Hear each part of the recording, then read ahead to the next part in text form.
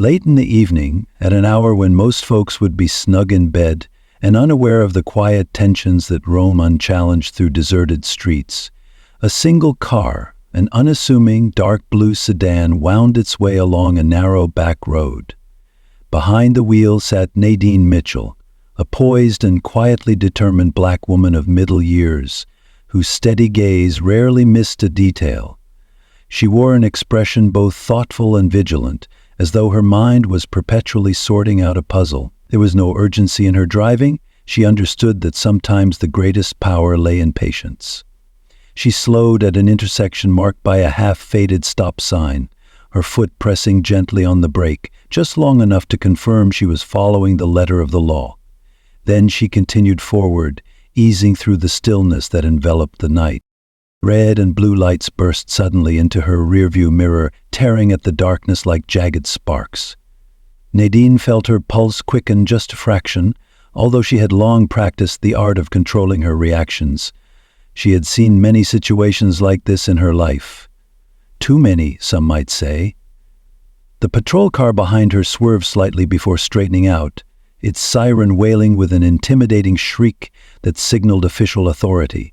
She took a measured breath and pulled onto the shoulder, her manner calm, her eyes tracking every movement in the mirror. The crisp air from outside crept in through a slight gap in the window, bringing with it the faintest whiff of tension. 2 officers emerged. One was tall and lanky, with a self-assured stride and a set to his jaw that suggested he relished moments like these. The other was shorter, with a stockier build, and his gaze flicked too quickly around, like a man seeking validation from his partner. Nadine turned off her engine, lowered her window fully, and placed her hands on the steering wheel.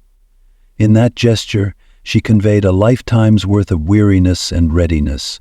She had no intention of provoking, only of enduring, yet a coil of apprehension tightened around her heart. She'd felt this before, the sense that no matter how respectful she was, the script had already been written in someone else's favor. The tall officer stepped forward, letting the flashlight's beam sweep across her features. He paused just a second too long on her face.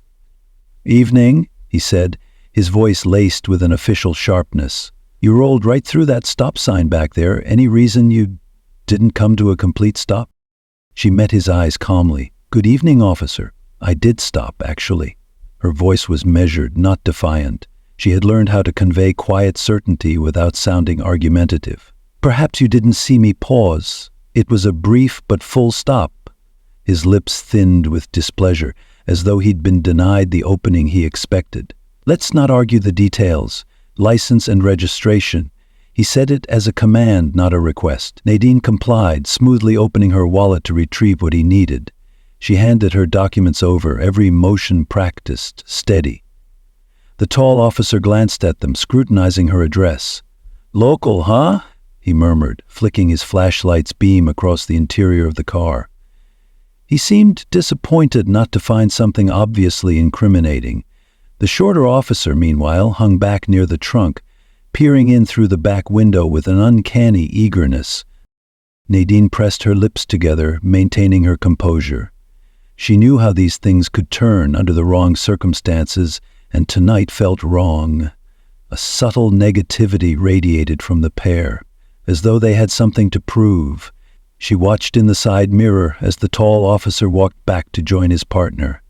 Their voices were hushed, but from their body language, she sensed an unsavory plan forming. The tall officer soon returned, motioning for her to step out of the car. He said something about suspicion of narcotics, an unusual claim for such a routine stop. Nadine hesitated just an instant. This was a serious accusation. But she exited the driver's seat smoothly, letting the overhead dome light reveal her figure. She lifted her chin, blinking at the night's gloom as though unafraid. Even so, a new ripple of unease slid through her veins. She had done nothing wrong. Why were they escalating? The shorter officer swaggered to the open trunk, shining his flashlight inside. Nadine's mind worked rapidly, recalling precisely what she had stored in there: an emergency roadside kit, a spare tire, a folded blanket, nothing else. She saw him disappear from her line of sight. A moment later, he rose with a small sealed bag cradled in his gloved hand, feigning shock. "Hey, look what we found," he said, far too triumphant. "Held substances plain as day." Her heart gave a painful jolt, but she forced her exterior to remain still, refusing to offer them the satisfaction of seeing her rattle. Her mind pivoted instantly, searching for logic for a next step. This was a setup, unmistakably so. She had never touched such substances. There was no one else to place them in her car. Clearly, the officers had come prepared. The taller one smirked, stepping closer. "Mind telling us why you're driving around with that in your trunk?" She surveyed the bag under the flashlight's glare, a swirl of white powder that might have convinced an uninformed observer. She parted her lips to speak, then decided it was pointless. "I'd prefer to discuss this in a more formal setting," she managed calmly. The shorter officer sneered, while the tall one twisted her arms roughly behind her, cuffing her. "Big mistake," Nadine murmured, voice low. Something in her tone must have unsettled them, though they tried not to show it. She recognized the fleeting hint of unease in their eyes, a flicker of confusion that said, "She's not panicking like the others do." Without further conversation, they guided her into the back of their patrol car. Nadine's thoughts spun in quiet, practiced circles. She had been here before, though under different circumstances. Being framed was new, but dealing with potential adversaries was not. She breathed in deeply, letting her racing pulse subside into clarity. Meanwhile, the officers exchanged congratulatory remarks, as if they had just snagged a major criminal. When the engine roared to life, she glanced at them through the metal grate that separated the front seats from the back. They seemed confident, as though convinced they held all the power.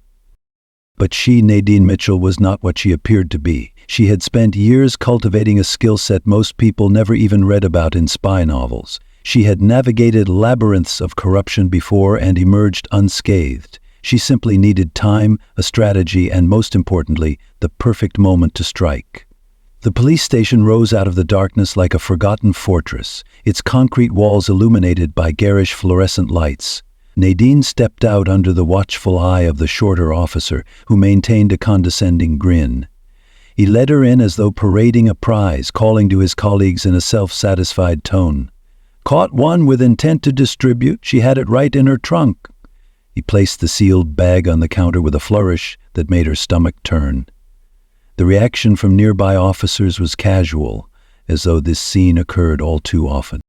Nadine remained silent, meeting no one's eye, letting the hush of the station close in around her.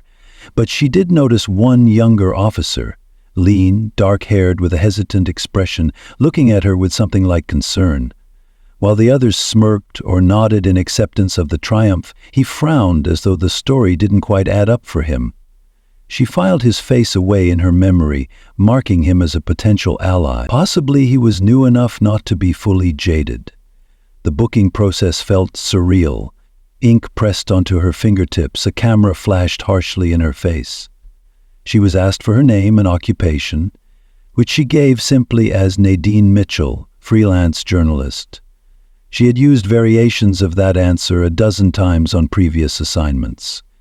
The interrogating officer read it with an air of mild disbelief. The smirking pair, the tall one named Martin, the shorter one named Reyes, observed from across the desk, chuckling quietly among themselves.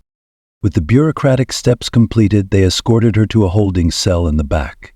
Its concrete floor was stained with years of wear, and the single bench affixed to the wall looked far from comfortable. Nadine stepped in, hearing the clang of the barred door as it locked behind her. She sank onto the bench, resting her cuffed wrists in her lap. It would have been easy to surrender to discouragement in that moment, to think of how thoroughly outmaneuvered she might appear. But she reminded herself of the extensive training that had shaped her calm under pressure. She breathed, slow and steady. Officer Reyes lingered, arms folded, sneering through the bars. "Think you're tough, huh? I've seen plenty of people like you strut in with big talk," he muttered. "Bet you won't be so cocky after a night in here." Nadine gazed back, unruffled. "We'll see," she said simply. It was enough to make him scowl before he spun on his heel and left. She set about taking in every detail of her surroundings. The thick metal bars, the single dim light overhead, the faint whir of the ventilation system. Most importantly, she listened. Footsteps, tones, voices. Bits of conversation floated in. She noted who left the building, who arrived, who lingered in certain corridors. She had been through enough covert missions to know that knowledge was power. Time passed slowly, punctuated by the sporadic banter of night shift officers. She gleaned that Martin and Reyes considered this a major step forward in their enforcement track record, a phrase that sounded rehearsed. More than once she heard them claim she was going down for good. They seemed wholly unaware that they had chosen the wrong target, someone who was more than capable of dismantling their deceit from the inside out. Eventually, the younger officer who had shown a glimmer of doubt passed by her cell. Nadine lifted her gaze. He hesitated, glancing around to ensure no one was watching, then took a step closer. "Ma'am," he said softly, "they say you had drugs in your trunk, but did you really give them permission to search your car?" She saw genuine conflict in his expression, recognized a conscience wrestling with protocol. "What do you think?" she asked, voice low. She sensed she didn't have to say much more. He weighed her question, gulped, then backed away without another word. Yet the seed of doubt was sown, she was certain of that. When she was sure no one was observing her, Nadine slipped a discreet hand into the interior pocket of her coat. The handcuffs had been removed when they stowed her in the cell, and that proved to be a grave oversight. She pressed a finger against a nearly invisible button that felt like a little metal ridge. The device was old school but reliable, a transmitter coded to send a single pulse out to her colleagues.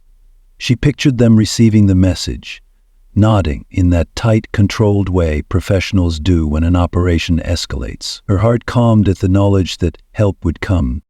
The hours ticked by, culminating in dawn's early light sliding through the slim window near the ceiling. A harsh buzz announced the shift change. Footsteps pounded up and down the hallway, accompanied by greetings among the day shift staff. Reyes came by once more, muttering about a bail hearing and speaking as though it was a foregone conclusion she'd be locked away for years.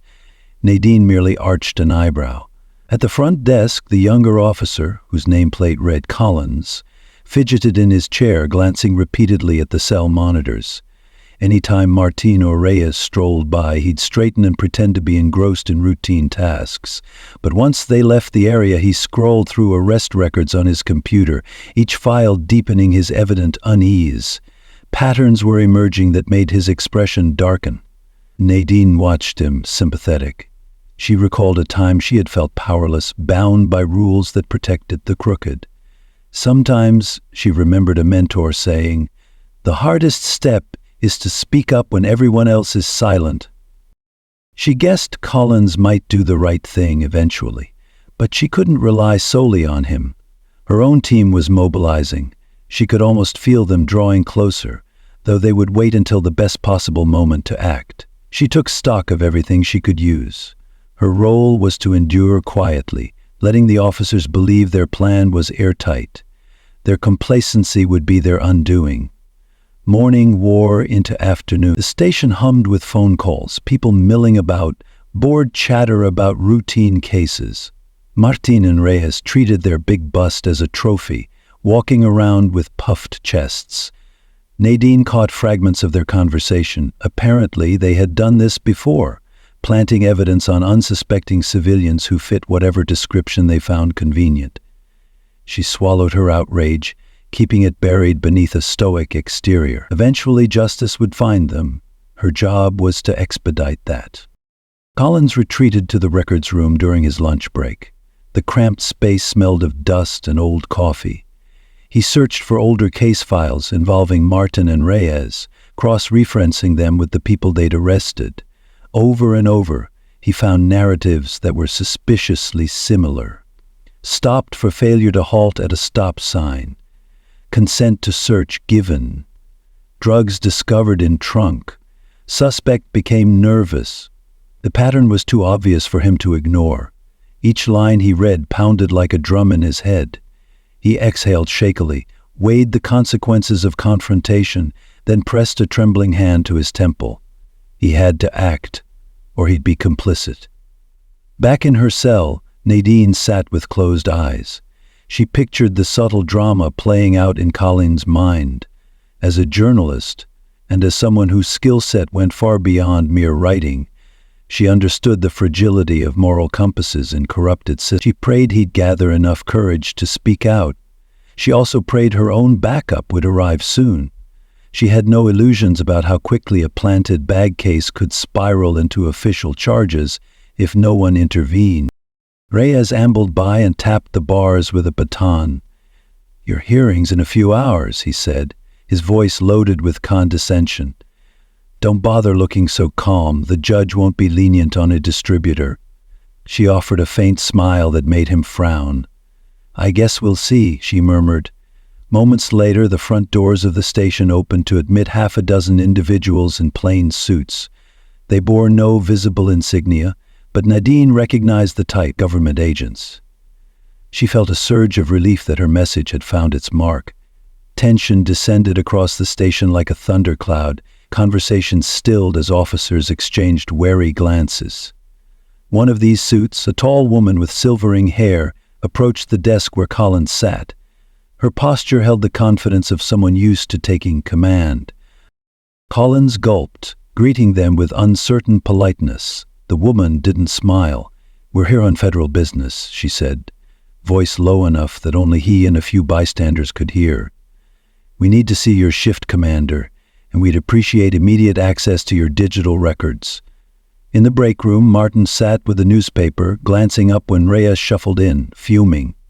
"Martin, we got some suits out there asking for you," Reyes said under his breath.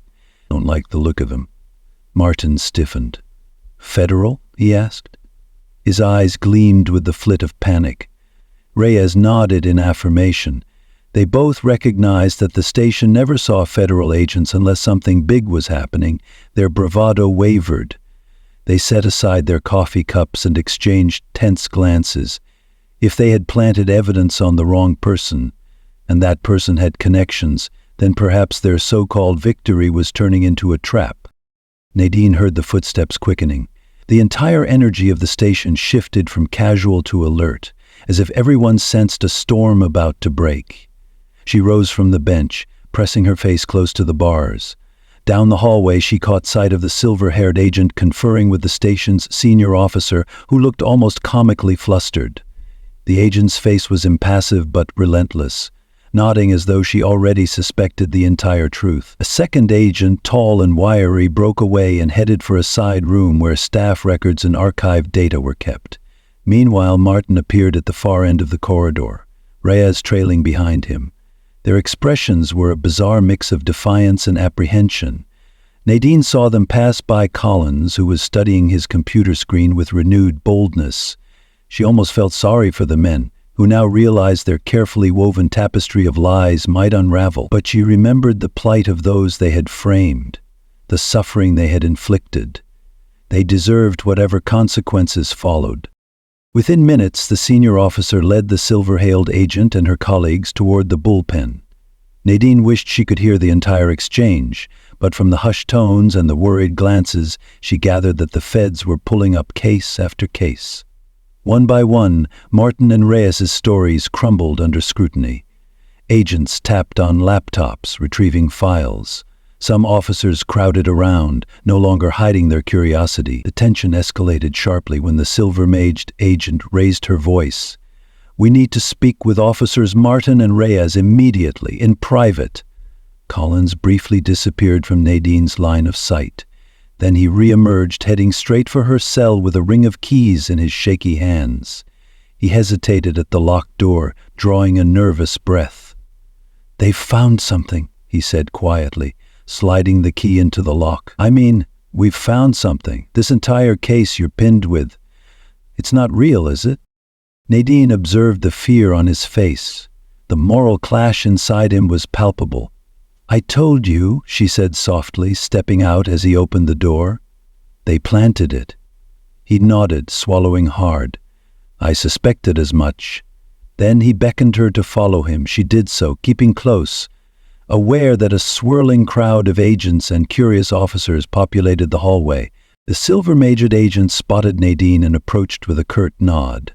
"Miss Mitchell, we have reason to believe this arrest was a setup," she said in a near whisper. The corners of her lips tightened. "I received a signal from a very reliable source. I take it that was you?" Nadine inclined her head. "Yes," she confirmed. "There's been a pattern of abuse here, but I'm more concerned about how extensive it is." The agent cast a pointed glance toward Martin and Reyes, who were being led to an interrogation room down the hall, flanked by 2 more agents. "We intend to find out," she paused. "Are you all right?" Nadine dipped her chin in acknowledgement. "I've been through worse." Her voice carried the weight of her experiences, though she did not elaborate. "But let's make sure these guys never do this again." Meanwhile, in that interrogation room, Martin and Reyes found themselves facing stern gazes from men and women who had studied corruption in countless precincts. Their bravado melted under the direct onslaught of questions and the slow presentation of evidence. Surveillance camera photos, confiscated records, detailed logs of suspicious arrests. Both officers began to sweat, their eyes shifting as if seeking a desperate escape. Reyes tried to bluster about protecting the community, but every bluff rang hollow. Outside, the rest of the station watched the situation unfold with equal parts shock and fascination. Some officers looked appalled, realizing they had overlooked shady tactics right under their noses. Others, perhaps complicit in smaller ways, seemed to shrink away, dreading that further scrutiny might reveal their own misdeeds. Collins hovered near Nadine, both fearful and relieved that he wasn't alone in exposing these acts. Several hours slid by in a blur of intensifying investigation, computer searches, and sealed evidence bags. The whisper of discontent spread like wildfire. Media vans arrived outside, cameras poised for the next bombshell statement. The department's leadership scrambled to prepare a public relations response. At last, one of the federal agents stepped out of the interrogation room and gave Nadine a nod. "They're done talking. We've got more than enough." He spoke with that clipped efficiency of a man who has closed many such cases. "You're free to leave, Miss Mitchell. The charges against you have been dropped." She let out the breath she had been holding for hours, nodding once. "Good," she murmured. "The system works, sometimes." "Sometimes," the agent echoed with a thin smile. He turned and signaled for 2 other agents to escort Martin and Reyes out in handcuffs. The hush that fell over the station lobby was profound as the 2 officers, once smug, powerful figures, shuffled by with bowed heads. Nadine watched, feeling no triumph, only a steadfast sense of necessity. News reporters clamored for statements. Cameras flashed. Questions rang out. Were these officers framing innocent people? Who blew the whistle? Is this a systemic issue? Nadine kept herself out of the camera's focus as best she could, though she felt an impulse to call out that yes, it was systemic, and yes, more needed to be done. She recognized, however, that for the time being her anonymity served a greater purpose. She nearly slipped away without saying goodbye, but Collins intercepted her near the exit. His face was pale, though his eyes held a new glimmer of resolution. "Thank you," he said. "I was too scared to speak up before, but you gave me the push I needed."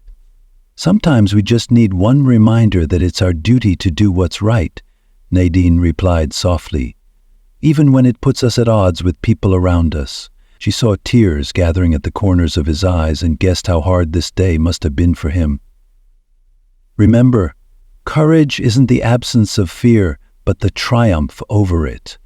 She offered a small nod of encouragement, then slipped through the station doors into the crisp evening air. The sun was setting in a blaze of orange and pink, as though nature itself wanted to mark the end of a day marked by revelations. Nadine inhaled, the cool breeze reviving her spirit. She spotted the silver-haired agent standing a short distance away by an unmarked vehicle, scanning the faces of milling journalists. Catching Nadine's eye, the agent mouthed, "Are you okay?"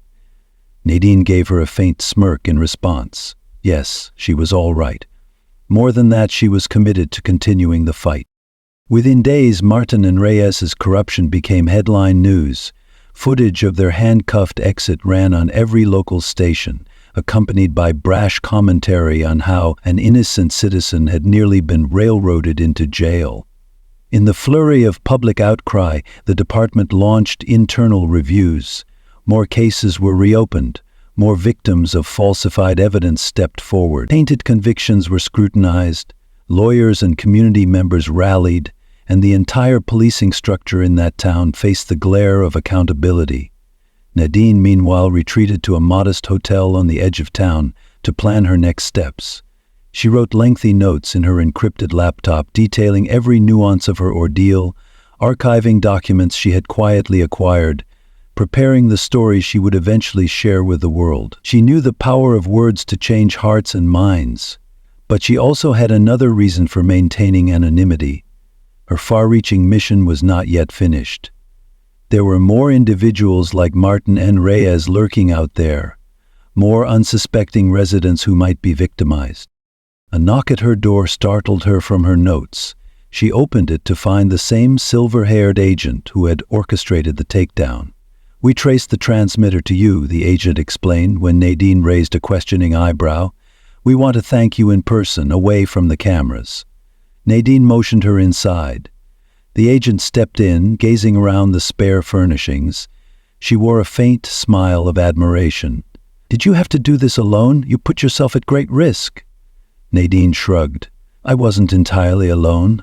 I knew if I sent that signal you'd come. Besides, sometimes you have to stand in the fire if you want to extinguish it properly." She paused. "Are they talking?" The agent's expression turned grim. "Plenty. They named others who might be implicated. We'll see where the leads take us." Her lips twitched. "You caused quite a stir, you know." "That was the idea," Nadine said, a hint of humor in her eyes. They spoke at length about future plans, about bridging departmental walls to root out corruption. Nadine expressed her determination to remain under the radar for now. Publicity could compromise her broader assignments, and the agent respected that choice. With an understanding nod, the agent rose to leave. "Keep in mind what you did here," she said softly. "It matters." After the agent left, Nadine sat back at her laptop, saving her notes and powering down. She reflected on how swiftly the tides had turned once the truth was set free. "Truth is like the sunrise," she remembered her grandmother saying. "It always finds a way through the darkness, no matter how long the night has been." She closed her eyes for a moment, recalling the anxious face of Collins, the brazen arrogance of Martin and Reyes, the tight-lipped composure of the other agents.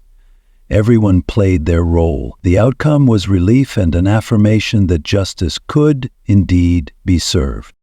A few days later, the story of her exoneration and the downfall of Martin and Reyes spread like wildfire. Public pressure forced the chief of police to hold a press conference. The tension there was palpable as journalists pressed for answers. The chief apologized for the failings of a few, but was met with skepticism. Cameras panned across outraged community members, some holding signs reading "Stop Corruption Now," "Accountability for All," and other slogans that displayed how raw the wound was. Nadine watched from afar, blending into the crowd. The moment was bigger than her. It was about every innocent person who had ever been betrayed by those sworn to protect them. Months rolled on. Investigations expanded.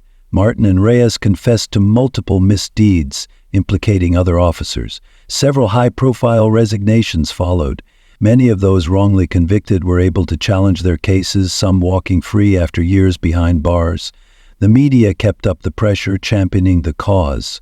Public sentiment shifted from shock to determination, demanding structural reforms. During this uproar, Nadine worked quietly, forwarding documents to credible journalists who would keep the story alive without revealing her identity. She turned her attention to those small but vital details that often get overlooked, linking names, dates, and case numbers to provide an irrefutable paper trail. In the end, she wanted to spark lasting change, not simply punish a few bad apples. Eventually, she moved on, checking into another city under a new name. Though her core identity remained Nadine Mitchell, unstoppable freelance journalist, the specifics often shifted for her safety. She took a room in an old townhouse, small and cozy, to plan her next mission. The phone calls she received were fleeting and cryptic, from acquaintances scattered across various agencies. Each confirmed that her last operation had ended successfully. Martin and Reyes were serving prison time, and a flurry of reinvestigations was sweeping through that department. Late one afternoon, Nadine poured herself a cup of tea, settling on a worn armchair to reflect. Her phone buzzed, a number she didn't recognize. She answered. "Ms. Mitchell," said a familiar voice, "this is Officer Collins, but I'm not with that department anymore." He sounded anxious, but also oddly invigorated. "I wanted you to know. The changes are real. They're cleaning up the place, and I'm okay. Well, it's been a whirlwind." She felt a warm wave of relief. "I'm glad you're all right," she replied. "You did something good, Collins. The world needs more people who refuse to stay silent." He exhaled in a shaky laugh. "Thank you for everything. I'll leave you alone, but if you ever need a testimony, I'm here." Nadine gave a nod he couldn't see but would probably sense. "Keep that moral compass, Collins. It'll guide you right." She ended the call and set her phone aside. For a moment, she allowed herself a soft, genuine smile. Then she opened her laptop, scanning the latest tips about corruption in other corners of the state. Her work was never done. Word of the scandal's resolution circulated widely. Neighborhood watch groups, civil rights organizations, and local activists lauded the entire ordeal as a turning point. Nadine's name rarely surfaced in public accounts, mostly due to her own behind-the-scenes efforts. She saw the bigger picture. Self-serving officers had been exposed, yes, but the deeper issue lay in building systems that prevented such abuses from happening again. People deserved fair treatment, no matter their skin color or socioeconomic background. She intended to keep shining that light. Over time, the headlines moved on to new events, political drama, economic shifts, environmental crises. But within that town, the memory of Martin and Reyes's downfall lingered, a cautionary tale that still rattled the walls of the station. Quiet transformations unfolded. New training programs, more transparent procedures for searches, stricter oversight. It wasn't perfect, but small steps can lead to grand results. Then one chilly afternoon, a sealed envelope arrived at Nadine's modest rental. She recognized the return address from the detention center where Martin and Reyes were held. Warily, she opened it to find a terse letter, likely from Martin. He did not apologize, instead cursing the system that had turned on him. "You might think you won," he wrote, "but there are a dozen more like me out there. This doesn't end just because I'm behind bars." Nadine sighed, folding the letter. He was right about one thing: corruption hardly ends with a single conviction. But she took it not as a threat, but as motivation. She set the letter aflame in an ashtray, watching the edges curl and blacken. "Fire purifies," she thought, stepping away as the last remnants of Martin's words burned to nothing. The smell of scorched paper lingered in the air, a reminder that some battles never truly end, they merely shift arenas. Weeks later, the silver-maged agent who had orchestrated the bust contacted Nadine once more. She too found it impossible to let go of what they'd uncovered. "I'd appreciate your assistance on another inquiry," the agent said over a secure line. She outlined a scenario in which certain city officials might be complicit in a ring of bribery. Nadine listened quietly, her pulse thrumming with that mixture of excitement and resolve that told her this was her calling. She remembered an old phrase, "Evil thrives when good people do nothing." Every time she determined to do something, every time. With her new instructions and her trademark thoroughness, Nadine prepared to leave. She packed a duffel bag with minimal items, clothes, a laptop, a set of phones. She also meticulously sorted through her intel on the last operation, labeling each file for easy reference should it be needed again.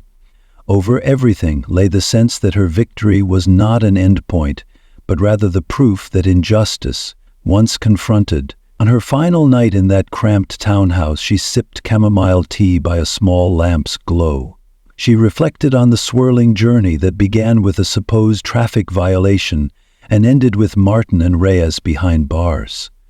She lingered on the memory of the musty cell, where she had spent those tense hours, re-examining every emotion she had felt: fear, determination, relief, gratitude. She recognized that even in the darkest corners of injustice, seeds of hope could bloom if someone was brave enough to nurture them.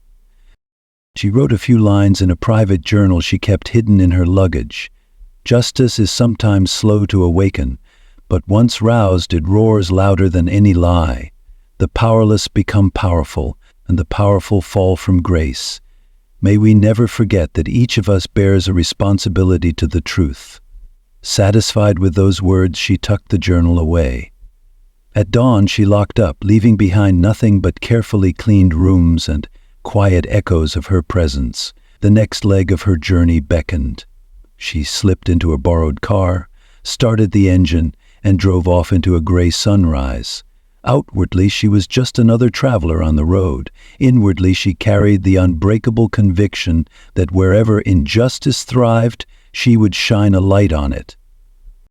In a sense, she was the embodiment of a line she once heard: "The world might be dark, but a single candle can chase away shadows." She embraced her role as that candle. She remembered the stunned faces of Martin and Reyes, the uncertain fear in Collins's eyes, the unwavering composure of the federal agents, and the unstoppable momentum of a community united by indignation. She took these memories with her as a source of renewed purpose. Eventually, of course, time softened the raw sting of the scandal. Even the biggest controversies fade in the public mind, but not for those directly involved. Collins joined a new precinct in a nearby district, where he quietly advocated for transparency. He told anyone who would listen about how quickly trust in the badge could be eroded by a few unscrupulous individuals. He refused promotions that demanded he play ball with questionable tactics. Some nights, when doubt gnawed at him, he remembered Nadine's unwavering eyes through the bars of that cell, how she had calmly suggested he look deeper. The recollection always bolstered his courage. As for Martin and Reyes, their attempts to reduce sentencing by cooperating with investigators only uncovered more evidence of wrongdoing. The deeper they dug, the more skeletons tumbled from the closet. It became a cautionary saga for law enforcement across the region, illustrating how easily abuses of power could metastasize if left unchecked. Nadine herself, though absent physically, left a legacy. Her story circulated in hushed conversations among officers who recognized that a single person's refusal to yield could topple an entire facade of corruption. She was an example, albeit an enigmatic one, of how quiet resilience and well-timed action could unmask injustice. A few rumor mills spun fantastical theories. She was an undercover agent or an informant for a powerful watchdog group. Nobody pinned down the truth fully, that she was effectively all of these things and more. In her new city, Nadine quietly gathered intel on crooked officials, meeting covertly with contacts who had glimpsed unethical behavior. She disguised herself as an administrative assistant, a barista, even a temp in a local government office, all to remain close enough to overhear the casual banter that might lead to bigger revelations. Some nights she lay awake in her humble sublet, exhausted, questioning whether her life of perpetual movement and secrecy was worthwhile. But each time she remembered the relief in the eyes of those who had been saved from false charges, and her resolve hardened again. Sometimes she would pass newsstands or vendor carts displaying tabloids. She spotted headlines referencing the meltdown in that earlier precinct. Police Shakak exposes extensive abuses, more indictments incoming. She didn't read every article, but the bold print was enough to confirm that change was still happening. Wheels were still in motion, and she'd whisper to herself, every small victory is a step forward. Then a message arrived on her secure phone from the silver-haired agent. "Major development. We might need your unique talents," it read. Nadine stared at the words, experiencing a flash of adrenaline akin to hearing the crackle of thunder just before a storm. She texted back, "Name the place," knowing this was her new normal. Late that evening, she closed her eyes and allowed the hum of the small fan in her rented room to lull her into a meditative calm. She recalled the chilling feeling of handcuffs on her wrists, the musty odor of the holding cell, the mocking tone of Reyes's voice. Then she thought of the triumphant exhale she released when the agents arrived, the clank of handcuffs snapping on Martin and Reyes, the flash of cameras capturing the downfall of self-serving men. She drifted asleep, remembering the look on Collins's face, a look of cautious hope. The next morning she set out for a discreet meeting with the silver-mailed agent at a cafe across town. The agent offered a polite smile when Nadine slipped into the booth. They discussed the new case, but talk eventually circled back to the fiasco with Martin and Reyes. "The local press wants to identify how we caught on so quickly," the agent confided. "Of course, we can't reveal your involvement, but they keep pressing me for answers." "Let them wonder," Nadine said. "The real heroes are the folks who keep pushing from within, like Collins. Let him be the one they look to. I'm fine staying in the shadows." The agent chuckled. "You really do like being an unsung hero, don't you?" She shrugged, draining the last of her coffee. "Heroes are overrated. I just know I can do more if no one is watching." They parted with a firm handshake, an unspoken agreement that their alliance would persist as long as corruption persisted. Nadine watched the agent stroll away into the bright sunlight, briefcase in hand. Then she left in the opposite direction, blending into the crowd, stepping through the swirl of city dwellers who paid her no special mind. She was content with that anonymity. She had always been an observer, a strategist, a sentinel. Whether she was a journalist or an undercover operative, her greatest drive was to reveal the truth and protect those who couldn't protect themselves. The memory of that station, with its peeling paint and flickering lights, would forever remind her how quickly those in power could abuse their positions if unchecked. On a quiet evening a few weeks later, as Nadine was preparing to retire for the night, her phone buzzed with a message from an unknown source. It read, "Wanted to say thanks. My brother's case is being reopened because of your stand. We never would have had a chance otherwise. You've given our family hope." Nadine's throat tightened. She responded with 2 words, "Stay strong." She set her phone aside, reflecting again on how each small ripple of justice can reach countless shores. Her thoughts drifted to the day she'd been arrested for a crime she didn't commit, the moment when Martin and Reyes brandished that planted bag, dripping with arrogance. She pictured how easily it could have been her downfall, if not for her training, her unwavering sense of purpose, and a sliver of luck. The memory both haunted and motivated her. It was a testament to how fragile freedom could be when power was in the wrong hands. But it was also proof that corruption is never absolute. There is always a crack in the armor, always a slip that reveals the truth, if one is vigilant enough to catch it. Days stretched into weeks, and weeks into months.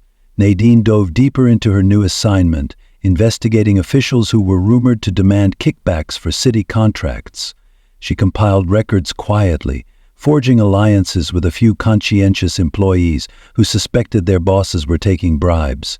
She attended public events in the guise of a local freelance writer, capturing candid photos, weaving the puzzle pieces into a coherent narrative. Through it all, a quiet question throbbed in her mind. What if no one believes me? But she reminded herself that truth was unstoppable once it broke free, just as it had for Martin and Reyes.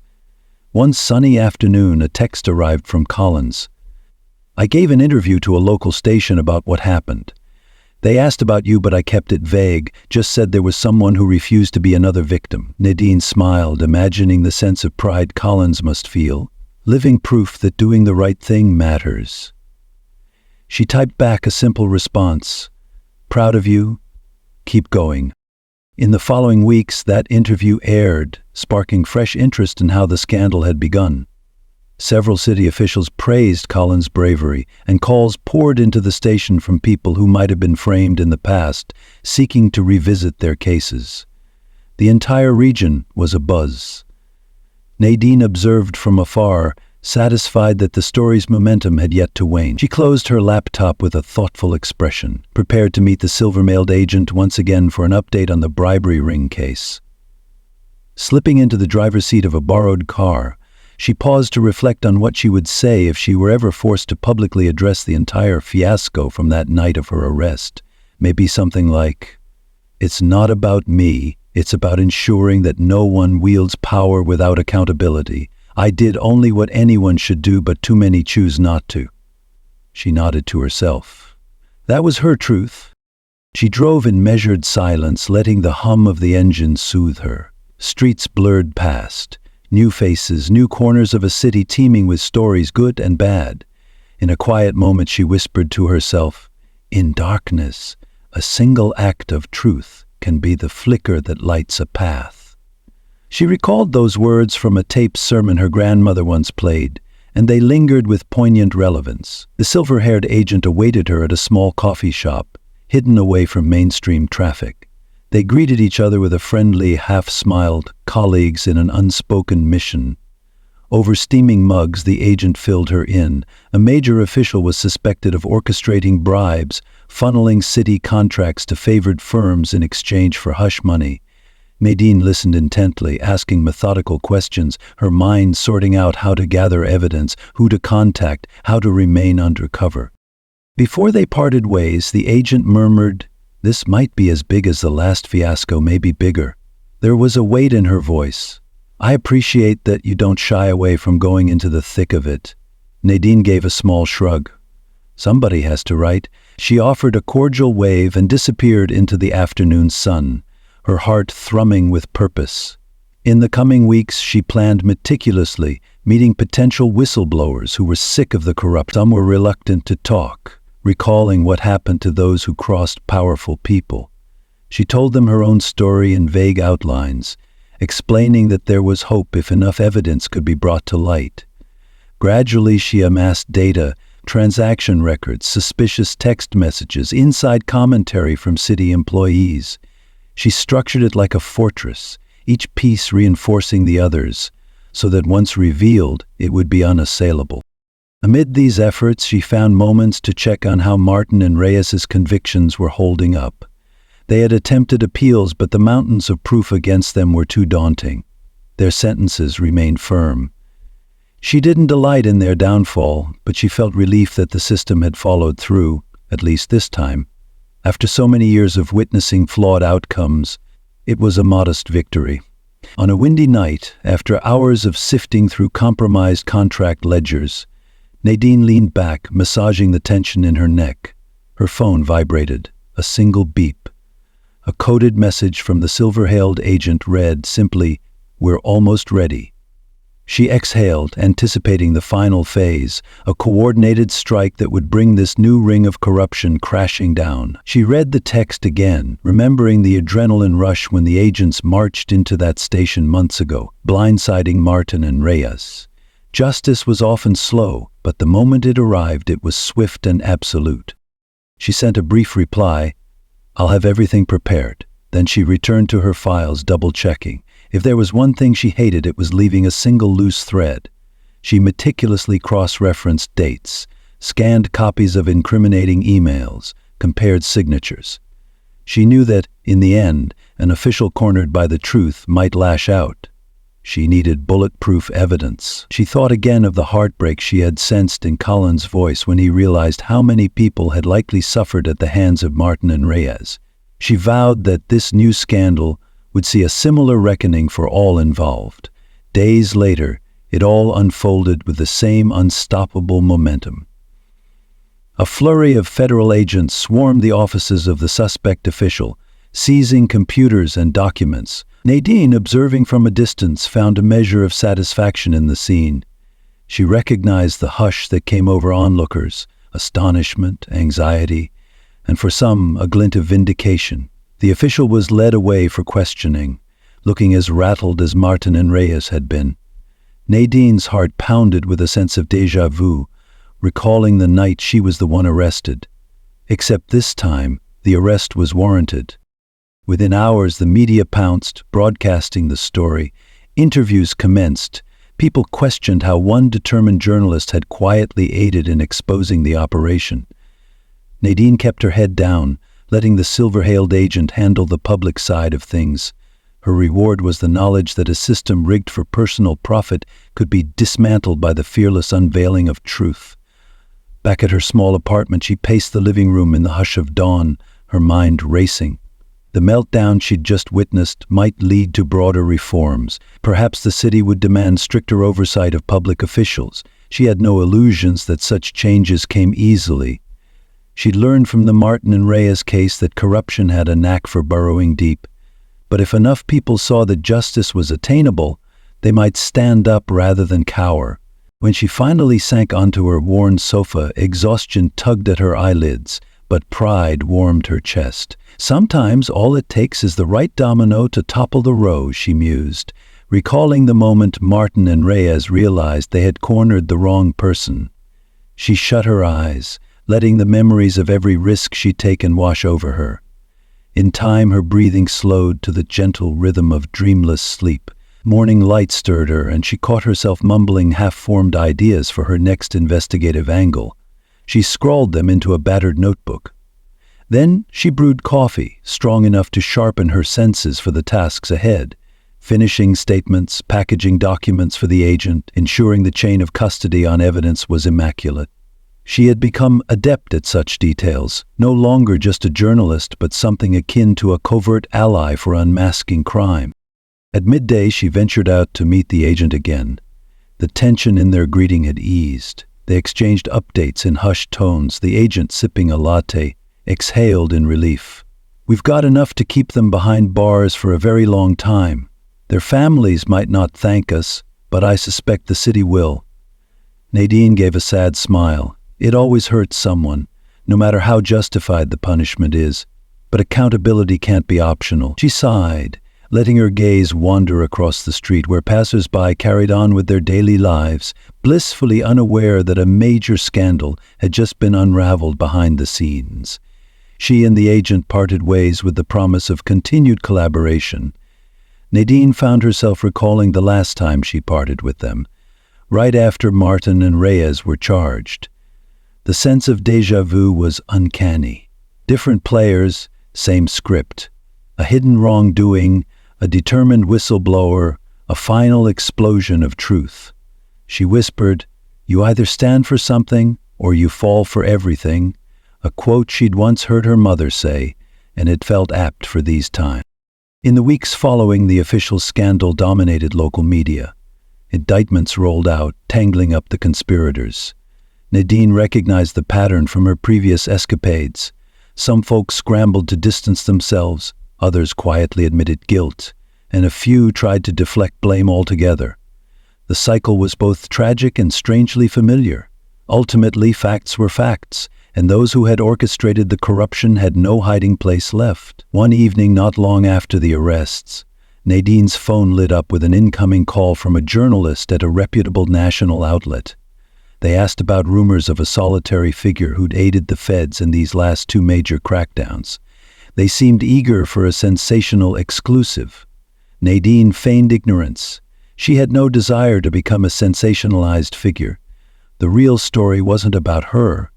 It was about the triumph of fairness and truth over manipulative illusion. She politely ended the call, leaving the journalist to chase leads that would never fully materialize. Collins messaged her again that same night, revealing he'd transferred to an investigative division in the capital. "You won't believe how many calls I get from folks who recall my involvement in the Martin and Reyes case," he wrote.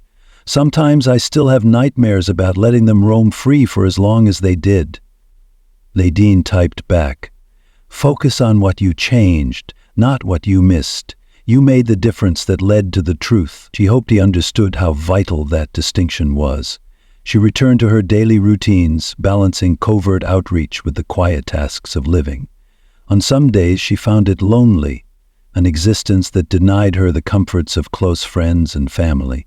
Yet she reminded herself that isolation was the price for the influence she wielded behind the scenes. "Not all heroes wear capes," a popular phrase went, and she sometimes laughed at how many times people invoked that. She didn't feel like a hero, more an instrument of justice when the system faltered.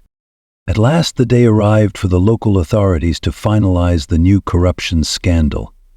Nadine got word from the silver-hailed agent that the entire ring had caved under the sheer weight of evidence, offering confessions in hopes of leniency.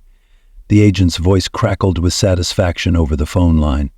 "We did it, and yes, I'll attribute the key intel to an unnamed source." Nadine nodded, alone in her apartment, a small grin on her lips. "Good. Let them wonder who that might be." She stepped to her window, gazing out at the city's silhouette.